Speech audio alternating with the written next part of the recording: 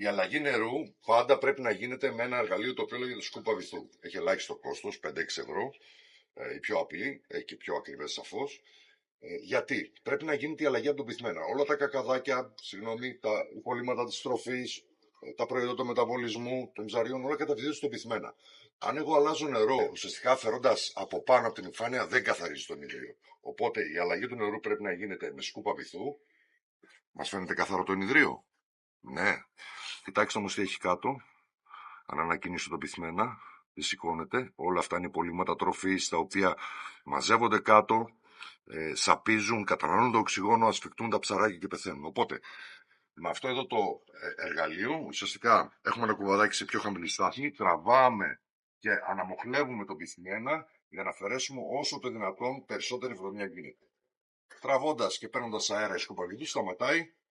Με αυτόν τον τρόπο λοιπόν κατεβάζουμε τη στάθμη περίπου στο 1 τρίτο, όπως είπαμε, το πολύ στο 50%. Έχουμε φροντίσει να βγάλουμε τον κυκλοφορητή του φίλτρου μας, αν υπάρχει φίλτρο, ή το θερμοστάτη από την πρίζα, έτσι ώστε να μην δουλέψουν στεγνά, να μην αποκαλυφθούν από το νερό και χαλάσουν.